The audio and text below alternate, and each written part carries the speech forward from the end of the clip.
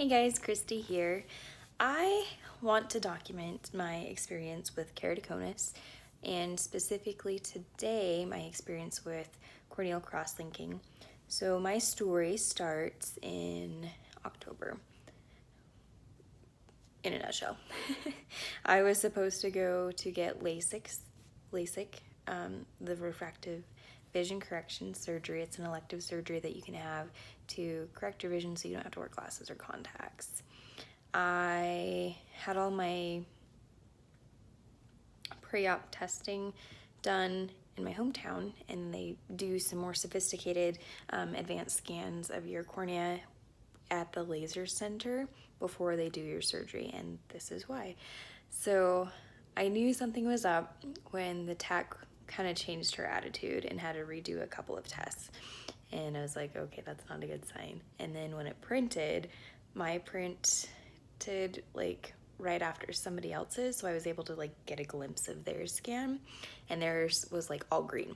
Mine had some red and a lot of yellow in a certain area on both of my eyes. So we're waiting, and the doc comes in and he's like, well, you're not getting LASIK today. You're not getting LASIK ever. You have keratoconus. And I was like, what? I felt like I got punched in the gut because I had all this like plans to, be able to see when I wake up in the morning. And then they tell me that I will never have LASIK surgery because of the shape and the thickness of my cornea. It's just never going to be a possibility. So that's where my story starts. About a month after my appointment with them, so Hoops is where I was supposed to go for the LASIK, and they do a lot of PRK and LASIK surgeries, but I really wanted a second opinion, and I really wanted to see a cornea specialist, and so I ended up going to the Moran Eye Center in Salt Lake, and he pretty much said, redid the scans, and from October to November, so my consult for LASIK was in October. I followed up in November, like the end of November, with Moran, and from that time they had changed just a little bit, but they had changed. So they're like, you'd be a good candidate for cross-linking because it slows progression. We got it really, really early with you. They told me that I would never have to do anything like a cornea transplant. I'm older. I'm 28. 29 this year, and normally this starts in younger kids and their eyes are always changing and pliable. Mine are a little bit older, and they said they would get worse, but not that bad to where I would have to have a transplant, but cross-linking will effectively stop the progression so I don't have to do things like scleral contacts or even really the rigid contacts, because I'm still wearing glasses primarily and soft contacts. Let's be honest, I wear soft contacts almost all the time. Glasses just don't work with my lifestyle. And so, yeah, that's where my story began. So that was in November. Today is March 3rd. And today was my first cross-linking surgery on my right eye. My right was progressing a little bit faster than my left. So they started with the right. And I got these glasses in July, and I'm noticing now after this surgery my right eye is completely really blurry, but I'm right eye dominant, so when I wear these glasses before, the prescription was pretty spot on. My left eye has changed, so I can't, everything is blurry. The glasses, even with my left eye, it's the wrong prescription, so that's super fun. Driving will be interesting. So I just wanted to throw out my story out there. Online, there's a lot of negative, scary stories, and my experience today was not like that. Granted, my eye is still numb, so my tune might change in a few hours after my, numbing drops wear off, but as of right now, I'm feeling pretty good. So let me tell you about my procedure today. I started at 6 a.m. today, and it is about 8:30 now, so still pretty comfortable. A couple hours later, it was an hour and a half time from the time I got there to the time I left. So we left at 7:30. When you first get there, they check you in, get you all settled. My tech was super awesome. She gave me a blanket and a pillow under my knees because you're laying there for an hour and a half. So you want to be pretty comfortable. I wore like leggings and a nice little sweater, so I could be comfortable and warm, but not like overheated. But the room is well controlled. It's not like a typical surgery suite where they keep it super, super cold. So I was comfortable the whole time. So she starts out by putting numbing eye drops in. And honestly, that was the worst part of the whole thing because the eye drops sting. Like, that was the most painful part of this whole thing so far. We'll see if when the eye drops wear off. But so numbing eye drops, and then the doc comes in. I actually had a resident today because Moran is a teaching hospital, which I'm totally cool with because the surgeon, like the teacher, is right there, the main guy, my cornea specialist. And so they first start off with this, they call it a well, but it's like a metal ring that they place on your eyeball, and they fill it full of more numbing eye drops. So they want you to be super, super numb for this. So that sits on there for 2 minutes, and that was pretty uncomfortable. I guess it wasn't painful, but you can feel pressure, and it's just weird having something like on your eye. And the whole time I left, I was like freaking out because like do I keep it open? Because this eye is pried open. Oh yeah, I forgot to tell you that part. So they put a speculum in. It's the spreader to keep your lids open so that you don't accidentally blink during this thing. And that wasn't like traumatic at all. Honestly, the spreaders for braces are way like 100% worse. The eyeball ones, because you're numb anyway, you can't really like it. It was a non-issue for me. I keep forgetting that they did that because it was such a not uncomfortable.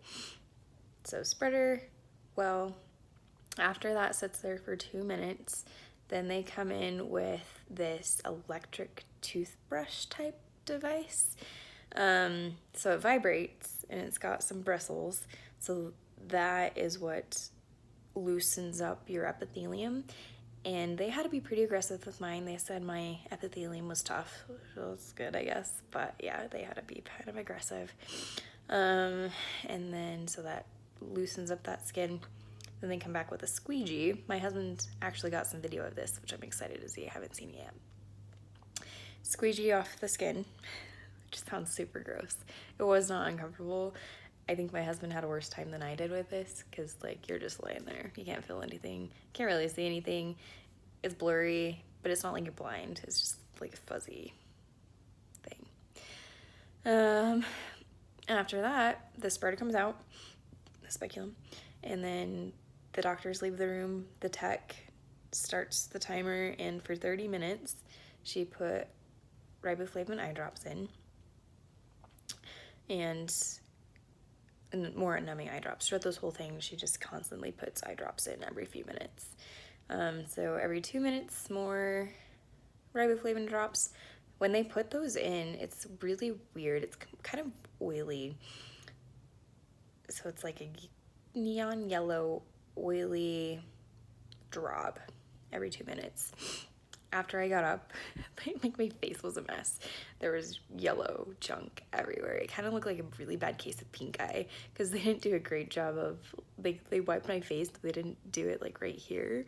And honestly, that's what it looked like. I had like a terrible case of pink eye because your eye's all like red and angry.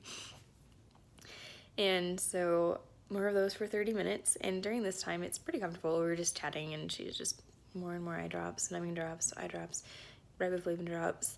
After that timer goes off, the doc comes back in. He puts the spreader back in. And actually the tech did that part this second time because the resident didn't come back. So my tech put the spreader in and she put eye drops in, and he just kind of supervised for a minute while she got the light set up where it was supposed to be. And he leaves the room again. And so it's another 30 minutes of you laying there with her putting eye drops in every 30 minutes. And you're looking at this bright red light. Sorry, I keep blocking the camera. When they first put it on, it was like 1,000 just red dots.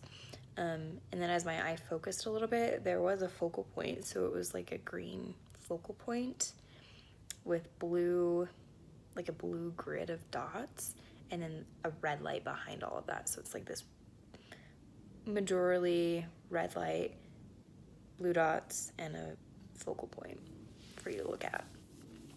And I was super nervous that I had to like stay in one really still spot or else I would ruin the whole thing. But they have like this joystick to control the light and make sure it's constantly centered on the center of your eye. So if I moved a little bit, she would just move the light to match where I was staring at. It's not like you can really see anything, it's just you're looking at a light. And she did end up taping my left eye down because my left eye is like, do I need to open? Do I need to stay? Like, so she's just like, we'll tape it so you don't have to worry about it. And yeah, so it's 30 minutes under the light. The whole time she's putting more numbing eye drops and more riboflavin eye drops. Fun thing to note that I learned, your eye is composed of mainly water. Makes sense. Depending on the type of drop they use, your cornea thickens or thins. So the thick, oily eye drop thins the cornea because it's drawing water out, and the thinner drop puts water into it. So before the procedure and then right after they did the initial 30 minutes of eye drops, she measured the thickness of my cornea, and it had been a little bit too thin, so she used more thin eye drops. Totally backwards thinking. So after all that, it's done. Like, pretty, I mean, it was painless. Like I said earlier, the worst part of it was the numbing eye drops. A couple parts of uncomfortableness.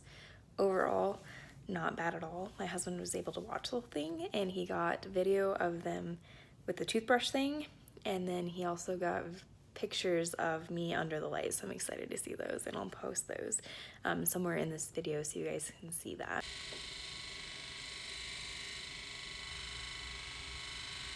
She's a nurse. She loves it. Yeah, she does.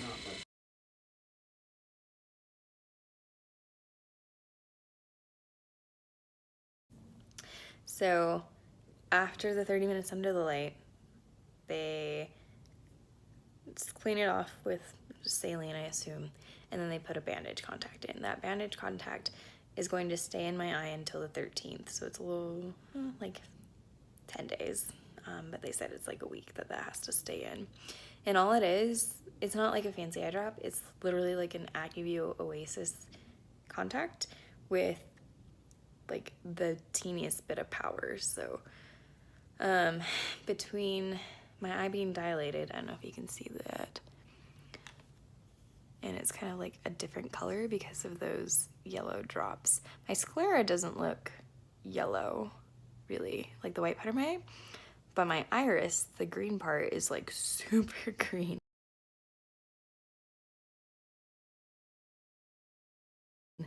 They're not normally like that. Normally it's like my left eye here. Anyway, bandage contact, that comes out after my post-op. Yeah, pretty painless procedure. I'm still not feeling any pain. I did pre-dose with ibuprofen. My husband's at the pharmacy getting some eye drops for me, and they did prescribe me Norco. Not completely sure I'll take it, but I'll have it at least if I do need it. We have a 4-hour drive, so I'll probably just dose myself for that, just in case. And then I'm gonna load up on refreshing tears. But I'll keep you guys updated. Yeah, the blurriness, I was really, so the two things I was worried about, I was super nervous about before the procedure, was the pain and the blurriness, because I have like this irrational fear of going blind.